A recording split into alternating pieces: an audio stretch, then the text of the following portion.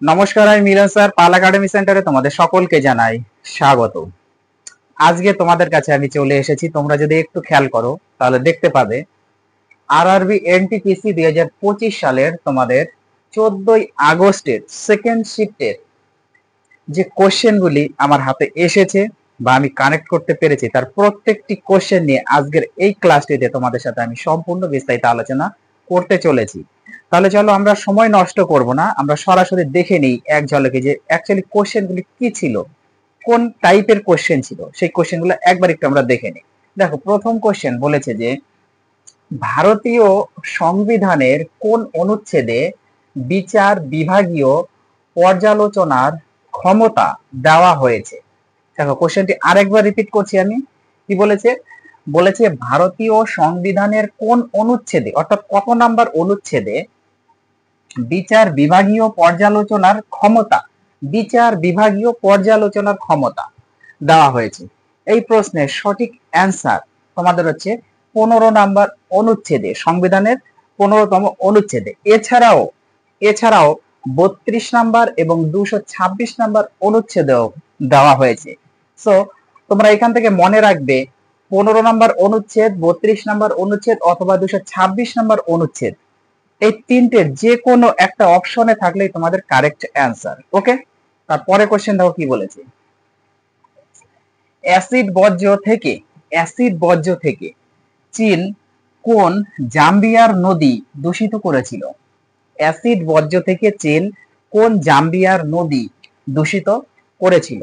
এই প্রশ্নের তোমাদের সঠিক অ্যান্সার হয়ে যাবে কাফু নদী। কাফু নদী। ওকে, সঠিক অ্যান্সার হচ্ছে কাফু নদী। তারপরে কোশ্চেন দেখো, 2025 সালে কোন হাই জাম্প 2025 সালে কোন হাই জাম্প অ্যাথলেটকে মেজর ধ্যানচাঁদ খেলরত্ন পুরস্কারে ভূষিত করা হয়েছিল? আরেকবার রিপিট করি কোশ্চেনটি। 2025 সালে কোন হাই জাম্প অ্যাথলেটিককে মেজর ধ্যানচাঁদ খেলরত্ন পুরস্কারে ভূষিত করা হয়েছিল? এই প্রশ্নের সঠিক অ্যান্সার তোমাদের হয়ে যাবে খেলোয়াড় প্রবীণ কুমারকে। ওকে, খেলোয়াড় প্রবীণ কুমারকে এই ধ্যানচাঁদ খেলরত্ন পুরস্কারে ভূষিত করা হয়েছে। তারপরে কোশ্চেনটাও কি বলেছে, ভারতীয় সংবিধানের পঞ্চম তপশিলে কি উল্লেখ আছে? ভারতীয় সংবিধানের পঞ্চম তপশিলে কি উল্লেখ আছে? এই প্রশ্নের তোমাদের সঠিক অ্যান্সার হয়ে যাবে প্রশাসন ও নিয়ন্ত্রণ সম্পর্কিত। প্রশাসন ও নিয়ন্ত্রণ সম্পর্কিত। ওকে, তারপরে কোশ্চেন দেখো কি বলেছে, 2025 সালে ব্রিক্স ইভেন্ট কোথায় অনুষ্ঠিত হয়েছিল? 2025 সালে ব্রিক্স ইভেন্ট কোথায় অনুষ্ঠিত হয়েছিল? এই প্রশ্নের সঠিক অ্যান্সার তোমাদের হয়ে যাবে ব্রাজিলের রিও ডি জেনেরোতে। ব্রাজিলের রিও ডি জেনেরোতে। ওকে, তারপরে কোশ্চেন দেখো কি বলেছে, ডিআরডিও কোথায় শ্যাপ ডিআরডিও কোথায় শ্যাপ এসএপি শ্যাপ যেটাকে বলা হয় স্ট্রাটোস্ফিয়ারিক এয়ারশিপ প্ল্যাটফর্ম। ওকে, স্ট্রাটোস্ফিয়ারিক এয়ারশিপ প্ল্যাটফর্ম বোঝা গেল। এর ফ্লাইট পরীক্ষা পরিচালনা করেছে কোথায়? সঠিক অ্যান্সার হচ্ছে মধ্যপ্রদেশের শেওপুরে। মধ্যপ্রদেশের শেওপুরে। কোশ্চেনটি খুবই ইম্পর্টেন্ট, আরেকবার আমি রিপিট করছি। ডিআরডিও কোথায়, যেটাকে বলা হচ্ছে shaft, shaft means stratospheric airship platform, এর ফ্লাইট পরীক্ষা পরিচালনা করেছে কোথায়? মধ্যপ্রদেশের শেওপুরে। ক্লিয়ার? তারপরে কোশ্চেন দেখো কি বলেছে, 2025 সালের এপ্রিলে ভারতীয় বিমান বাহিনী, যেটাকে আইএএফ ওকে, আক্রমণ নামে একটি যুদ্ধ মহড়া পরিচালনা করেছিল, সেটি কি? আরেকবার রিপিট করি। 2025 সালের এপ্রিলে ভারতীয় বিমান বাহিনী, যেটাকে বলা হয় আইএএফ, ইন্ডিয়ান এয়ার ফোর্স, ওকে, ইন্ডিয়ান এয়ার ফোর্স আক্রমণ নামে একটি যুদ্ধ মহড়া পরিচালনা করেছিল, সেটি কি? সেটি হচ্ছে সুখোই 30 MKI। সুখোই 30 MKI, একটু মনে রাখবেন আমরা, সুখোই 30 MKI। ক্লিয়ার? তারপরে কোশ্চেন দেখো, পরের কোশ্চেনে কি বলা হয়েছে, পরের কোশ্চেনে একটু চোখ রাখো। দেখো, পরের কোশ্চেনে বলা হয়েছে যে ফোল্ডার তৈরির জন্য সবচেয়ে গুরুত্বপূর্ণ জিনিস কোনটি? একটা যে ফোল্ডার তৈরি করব আমরা যখন কম্পিউটারে, সেই কম্পিউটারে ফোল্ডার তৈরির জন্য সবথেকে গুরুত্বপূর্ণ জিনিস কি? এখানে আমি অপশনগুলি দিইনি, তো তোমাদের চারটে অপশনের মধ্যে যেটা সঠিক অ্যান্সার সেটা আমি একটু লিখে রেখেছি। সেটি হচ্ছে নামকরণ করা, নামকরণ করা যাতে ফাইলগুলি সহজেই শনাক্ত এবং সংগঠিত করা যায়। ওকে, এটা হচ্ছে তোমাদের সঠিক অ্যান্সার। কি বলেছে? ফোল্ডার তৈরির জন্য সবচেয়ে গুরুত্বপূর্ণ জিনিস কোনটি? সবচেয়ে গুরুত্বপূর্ণ জিনিস হচ্ছে নামকরণ করা যাতে ফাইলগুলি সহজেই শনাক্ত এবং সংগঠিত করা যায়। ক্লিয়ার? তারপরে কোশ্চেন দেখো কি বলেছে। 1994 সালে ইনফোসিস সেন্টার কোথায় প্রতিষ্ঠিত হয়েছিল? 1994 সালে ইনফোসিস সেন্টার কোথায় প্রতিষ্ঠিত হয়েছিল? এই প্রশ্নের সঠিক অ্যান্সার তোমাদের মহীশূর, কর্ণাটক। মহীশূর, কর্ণাটকে প্রতিষ্ঠিত হয়েছিল। তারপরে কোশ্চেন দেখো, গ্রেটার চেন্নাই কর্পোরেশন কোন পুরাতন ভবনে অবস্থিত? গ্রেটার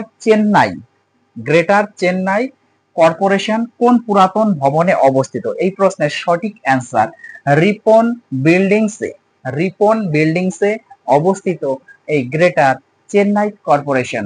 ওকে, তারপরে কোশ্চেন দেখো, 1991 সালে ভারতের শিল্প উন্নয়নে নিম্নলিখিত কোনটি অবদান রেখেছিল? আমি তোমাদের অপশন দিইনি, সঠিক অ্যান্সারটা লিখে রেখেছি। কোশ্চেনটি আরেকবার রিপিট করি। 1991 সালে ভারতের শিল্প উন্নয়নে কোনটি, এখানে নিম্নলিখিত জায়গাতে আমি তোমাদের বলছি যে কোনটি অবদান রেখেছিল। সঠিক অ্যান্সার হচ্ছে বিশ্ব বাণিজ্য ব্যবস্থা। চারটে অপশন ছিল, বারবার বলছি চারটে অপশন ছিল, চারটে অপশন আমি লিখিনি, সঠিক অ্যান্সারটা লিখে রেখেছি বিশ্ব বাণিজ্য ব্যবস্থা 1991 সালে ভারতের শিল্প উন্নয়নে অবদান রেখেছিল। ওকে, বিশ্ব বাণিজ্য ব্যবস্থা। তারপরে কোশ্চেন দেখো কি বলেছে, 2025 সালের কান চলচ্চিত্র উৎসবে কোন অভিনেতাকে পাম ডি'অর, যেটা হচ্ছে জীবনকালের কৃতিত্বের পুরস্কার দিয়ে সম্মানিত করা হয়েছিল? আরেকবার রিপিট করছি, দেখো কি বলেছে। 2025 সালের কান চলচ্চিত্র উৎসবে কোন অভিনেতাকে পাম ডি'অর, যেটাকে বলা হয় জীবনকালের কৃতিত্বের পুরস্কার দিয়ে সম্মানিত করা হয়েছিল? সঠিক অ্যান্সার হয়ে যাবে আমেরিকান অভিনেতা যার নাম হচ্ছে রবার্ট ডি নিরোকে। ওকে, আমেরিকান অভিনেতা রবার্ট ডি নিরোকে। তারপরে কোশ্চেন দেখো, তথ্য অধিকার যেটা হচ্ছে আরটিআই। ওকে, তথ্য অধিকার ভারতীয় সংবিধানের কোন অনুচ্ছেদের অংশ হিসাবে ব্যাখ্যা করা হয়েছে? আরেকবার রিপিট করছি, তথ্য অধিকার আরটিআই ভারতীয় সংবিধানের কোন অনুচ্ছেদের অংশ হিসাবে ব্যাখ্যা করা হয়েছে? এই প্রশ্নের সঠিক অ্যান্সার তোমাদের হয়ে যাবে ধারা 19-এর 1-এর এ। ধারা 19-এর 1-এর এ অংশ হিসাবে ব্যাখ্যা করা হয়েছে। ওকে, একটু মনে রাখতে হবে, ধারা 19-এর এ 1-এর এ অংশ হিসাবে ব্যাখ্যা করা হয়েছে। ক্লিয়ার? তারপরে কোশ্চেন দেখো, পরে কোশ্চেনে তো চোখ রাখো। দেখো পরে কোশ্চেনে বলা হয়েছে যে 1919 সালের আইনে দ্বৈত শাসনের অর্থ কি ছিল? দেখো কি বলেছে কোশ্চেনটি, বলেছে 1919 সালের আইনে দ্বৈত শাসনের অর্থ কি ছিল? এই প্রশ্নের সঠিক অ্যান্সার তোমাদের হয়ে যাবে প্রদেশগুলিতে আংশিক দায়িত্বশীল সরকার প্রতিষ্ঠা করা। প্রদেশগুলিতে আংশিক দায়িত্বশীল সরকার প্রতিষ্ঠা করা। ওকে, তারপরে কোশ্চেন দেখো কি বলেছে, মাদার মেরি কামস টু বইটি কে লিখেছেন?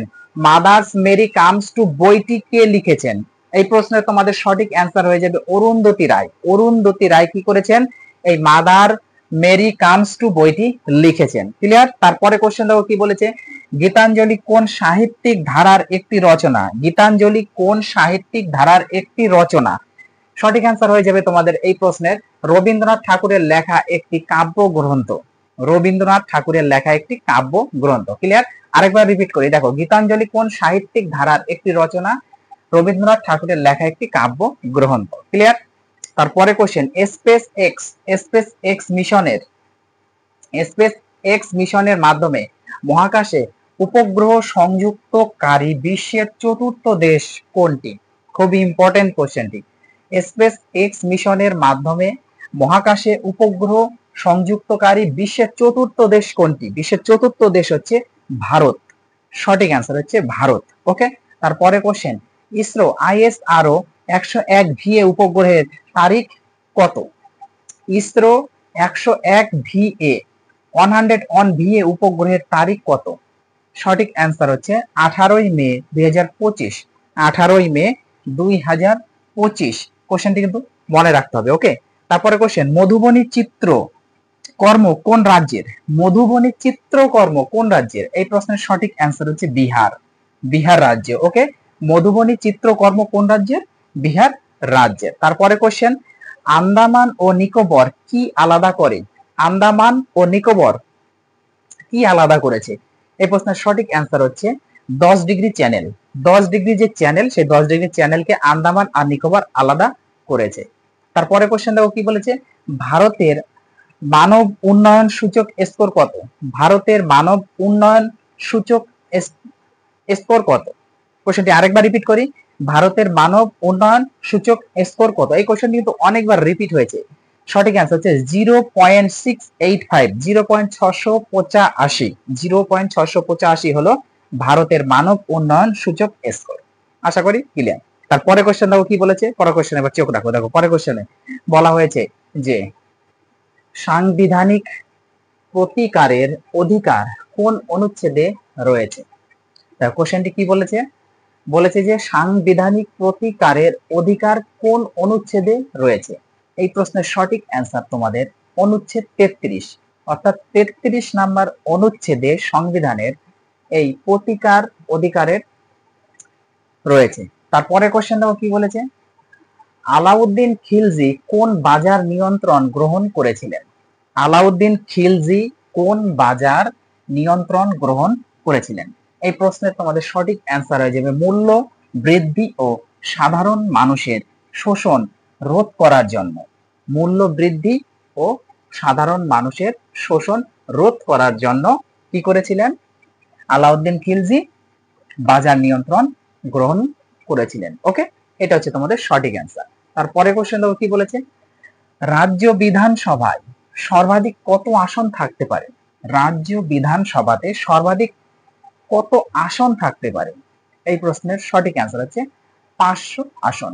ওকে, তাহলে রাজ্য বিধানসভায় সর্বাধিক কত আসন থাকতে পারে? 500 আসন থাকতে পারে। তারপরে কোশ্চেন দেখো কি বলেছে, ASCII এর পূর্ণ রূপ কি? ASCII এর পূর্ণ রূপ কি? এই প্রশ্নের সঠিক অ্যান্সার তোমাদের American standard code for information interchange. কি বলেছে? American standard code for information interchange. Okay, এটা হচ্ছে তোমাদের ASCII এর পূর্ণ রূপ। ওকে, তাহলে এই ছিল তোমাদের আজকের এই 14 আগস্টের সেকেন্ড শিফটে যে কোশ্চেনগুলো আমি পেয়েছি, তার প্রত্যেকটি কোশ্চেন বাংলাতে বা বেঙ্গলিতে আমি অ্যানালাইসিস করলাম। তোমরা কোশ্চেনগুলো একটু মনোযোগ দিয়ে প্র্যাকটিস করো, রিভাইজ করতে থাকো, কন্টিনিউ রিভাইজ কেউ ছেড়ো না। আমি আবার আসবো পরবর্তী পার্ট নিয়ে। তাহলে আজকের মতো এখানেই শেষ করছি।